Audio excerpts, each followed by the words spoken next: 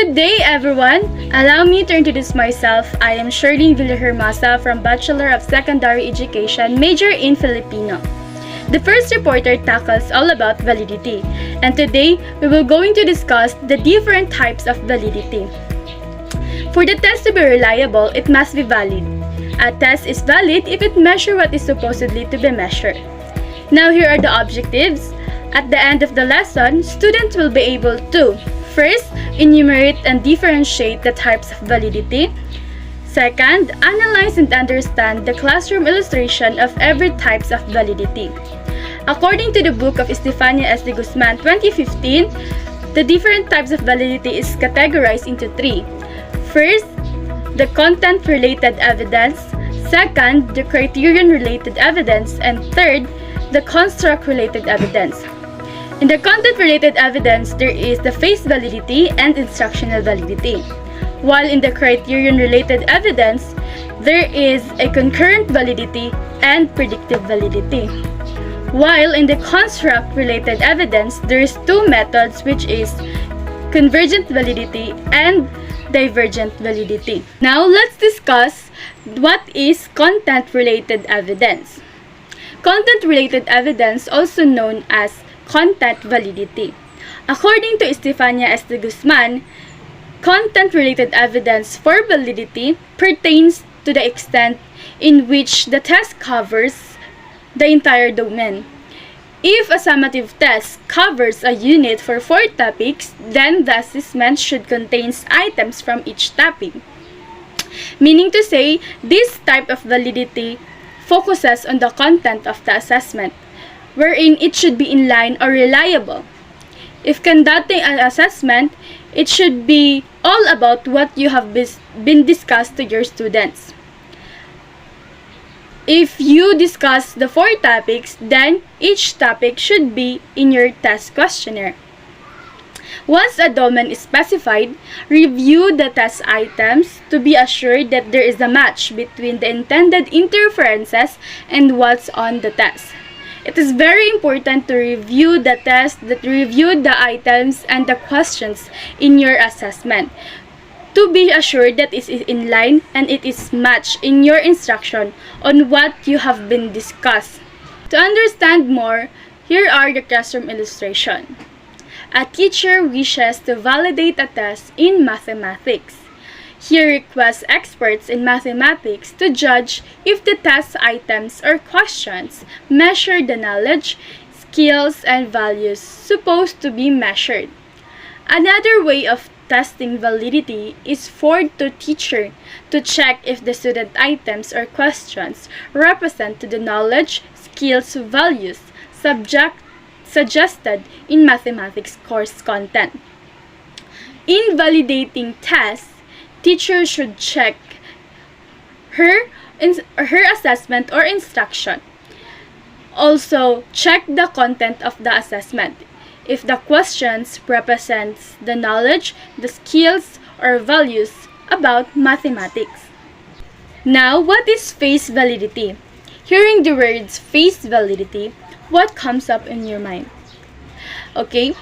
Face validity, according to Estefania S. de Guzman, looks at the superficial face value of the instrument. It is based on the subjective opinion of the one who is reviewing it. Hence, it is considered non-systematic or non-scientific. Meaning to say, this type of validity focuses on the face value of the test. It is more on the subjective opinion of the one who reviewing it or the one who reads the test. It ascertains if the measure appears to be assessing the intended construct under study. For example, if the measure of art appreciation is created, all items should be related to different components and types of art. In other words, the topic should be in line with the test. If your topic is art appreciation, then your test should contain the relation or the related concept of an art appreciation. To understand more, here is the face validity classroom illustration. The teacher must evaluate assessment of the test takers if they perceive the attractiveness and appropriateness of the test. Example, if the measure of art appreciation is created, all items should be related to the different components of types of art. If the questions are regarding historical time periods with no reference to any artistic movement, teacher may be motivated to give their best effort in this measure because they do believe that it is true assessment of art appreciation. If a teacher includes different questions and not related on the art appreciation, then he or she should give her best to create way na masasagutan ng mga mag-aaral ang kanyang test na nagawa. Either ituturo pa niya or gagawa siya ng mga creative way na makakaya at masasagutan talaga ng mga mag-aaral. Now let's proceed to the instructional validity. What is instructional validity?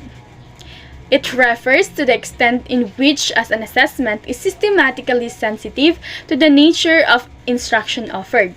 This is closely related to instructional sensitivity, which POPAM 2006.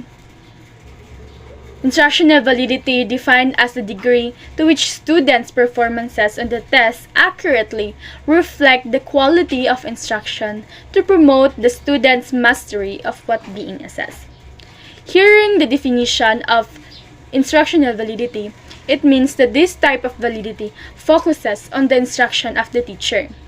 It is being stated that instructions reflect on what students' mastery of assessment. To understand more, here is the instructional validity classroom illustration. The teacher develop assessment according on what they discuss. For example, Grade 10 curriculum on Araling Panlipunan Social Studies. In the first grading period, they will cover the 3 economic issues, which is the unemployment, the globalization, and sustainable development. But only 2 were discussed in the class, but the assessment covered all 3 issues. Although these were all identified in the curriculum guide and even may found in the textbook, the question remains as to whether the topics were all taught or not. It is being stated that in order the test to be valid, it should be matched on your instruction. There could be circumstances or bad results if a teacher include question that is not being taught, because student had no opportunity to learn the knowledge or being skilled that assessed on the test. Now let's proceed on the criterion-related evidence. These criterion-related evidence have concurrent validity and predictive validity. Now let us define what is criterion-related evidence. Criterion-related evidence, also known as criterion-related validity. According to the Stefania D. Guzman 2015, criterion-related evidence for validity refers to the degree to which the test scores agree with an external criterion. As such, it is related to the external validity. It also examines the relationship between assessment and another measure of the same trait. There are 3 types of criteria, whether it is achievement test scores, ratings, grades, and other numerical judgments made by the teacher, or could be a career data. From the word criteria, this type of validity focusing on having a criteria in validating tests. This is used to predict future or current performance, which correlates test results with another criterion of interest. Meaning to say, from your present status, it could be predict the future performance of the students. For example, a researcher wants to know whether the college entrance exam is able to predict future academic performance. The first semester GPA can serve as the criterion variable, as it is an accepted measure of academic performance. From the example stated above, the criterion variable could be the first semester GPA or the grade of the student. With this, ma-measure ang academic performance sa bata, either quite low or high. Now, what is concurrent validity? Concurrent validity provides an estimate of a student's current performance in relation to the previously validated or established measure. For instance, a school has developed a new intelligence quotient, 10 tests. Results from these tests are statistically correlated to the results from a standard IQ test. Concurrent validity shows you the extent of the agreement between two measures or assessments taken at the same time. It compares a new assessment with one that has already been tested and proven to be valid. Like for the example stated above, your results from the first test should be correlated to the test results of another test, which is the IQ test. Concurrent validity is a subtype of criterion validity. It is called concurrent because the scores of the new test and the criterion variables are obtained at the same time. Concurrent validity classroom illustration. A teacher wishes to validate a science achievement test he has constructed. He administers to the test group of science students. The results of the test is correlated with an acceptable science test, which has been previously proven as valid. If the correlation is high, the science test he has constructed is valid. Meaning, meron ng mga basis ng test which is already valid, and the teacher conduct a new test for the students to validate his or her assessment. Then, if the results correlate with the previous test, then this test or her or his assessment is valid. Now, what is predictive validity? Predictive validity pertains to the power or usefulness of the test scores to predict future performance. For instance, can score in the entrance examination test be used to predict college success? If there is a significant high correlation between the entrance examination scores and the first GPA grade point assessed a year later, then there is a predictive validity. For example, the student's test scores on the SWAS examination at Davao Oriental State University. If what are the results of its examination, then it could be have a predictive validity.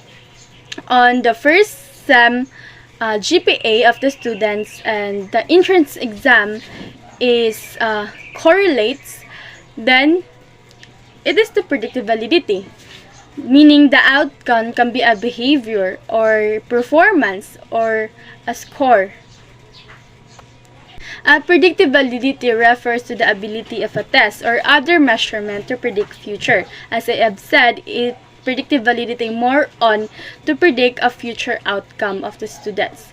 Here, an outcome can be the behavior, the performance that occurs at the same point in the future. To assess predictive validity, researchers examine how the test results of a test predict the future performance. Now, here is the classroom illustration. This classroom illustration is from Calmarine 2004. The teacher wants to estimate how well a student may be able to do in graduate school courses on the basis of how well he has done on the tests he took in the undergraduate courses. The criterion measure against which the test scores are validated and obtained are available after a long period of interval. Meaning to say, teacher is estimating the possible outcome or results of tests, like on how students may be able to do the graduate school, correlates on how students handle the test before he or she is in the undergraduate course. Now, let's proceed to the last category, which is the construct-related evidence, also known as construct validity. The construct-related evidence of validity is an assessment of the quality of the instrument used. It measures the extent to which the assessment is meaningful measure of an observable trait or characteristics. There are three types of construct-related evidence, which can be theoretical, logical, and statistical. Meaning, it focuses on the instrument that are being used of the teacher or the expert. That it should be appropriate construct of the test. Meaning to say, there should be appropriate constructions of a test. For the classroom illustration of construct-related evidence. For example, a teacher wishes to establish the validity of an IQ or intelligence quotient using the culture fair intelligence test. He hypothesizes the students with high IQ also have high achievement and those with low IQ, low achievement. He therefore administers both culture fair intelligence tests and achievement tests to the groups of students with high and low IQ respectively. If the results show these with high IQ have high scores in the achievement test and those with low IQ have low scores in achievement test, the test is valid. This is according to Calmer 2004. Meaning to say, the example or the classroom illustration stated above, the test, there should already a hypothesis of the teacher whether there should be the high IQ should result high achievement and the low IQ can result low achievement. With this, the test is valid. Now, there's two methods of establishing construct-related evidence. First is the convergent validity. This type of validity occurs when measures of constructs are related or in fact observed to be related. Convergent validity is a type or subtype of constructed validity, which construct validity is an indication of how well a test measures the concept it was designed to measure.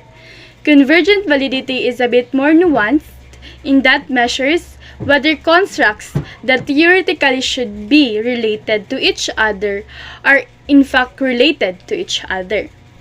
Meaning, same sa example kanina, it should have correlation or should be correlates between the result.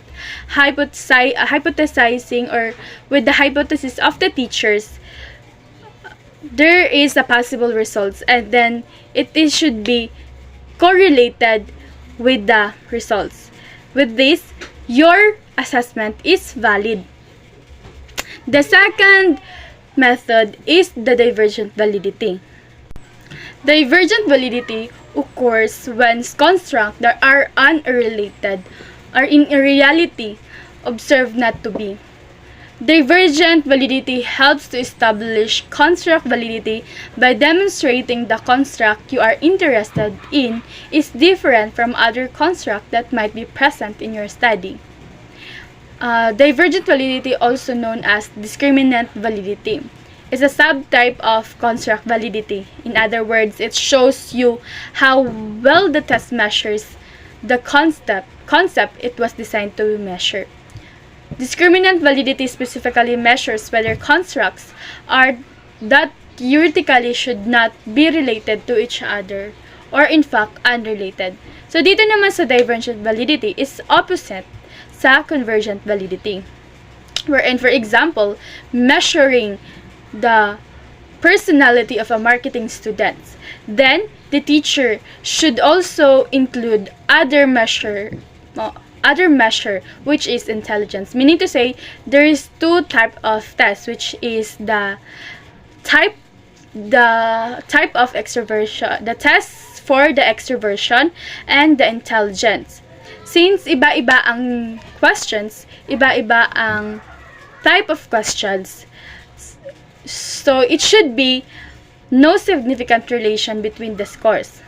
Now let's come up with a conclusion. As I've said earlier, creating a test to be reliable, it must be valid and It can be valid if a test measures what it's supposed to measure. In this lesson, we discuss the different types of validity that educator can use to validate their test. There are different validity as I've discussed earlier, and it was categorized into 3 according to the book of Estefania Este Guzman. First is the content-related evidence or the content-related validity. Second is the criterion-related evidence, which also known as criterion-related validity. And lastly is the construct-related validity, also known as construct validity. So these categories have subtopics. In content-related evidence, there is the face validity and the instructional validity, while in the criterion validity, there is the concurrent and predictive validity. And in the construct-related validity, there are 2 methods establishing construct validity: the convergent and divergent validity. In terms of classroom illustration, they also have different ways or the situation on validating a test. When we say content-related evidence, it refers to when we say content-related evidence or content validity, of course, it focuses on the content and extent of the topics that are being part or indicated in the test, while criterion validity has basis or criteria of assessment. And lastly, the construct-related evidence focuses on the construct test, has appropriateness of construct of its test, if a teacher have a proper assessment construct. This is the end of my presentation. Thank you for listening.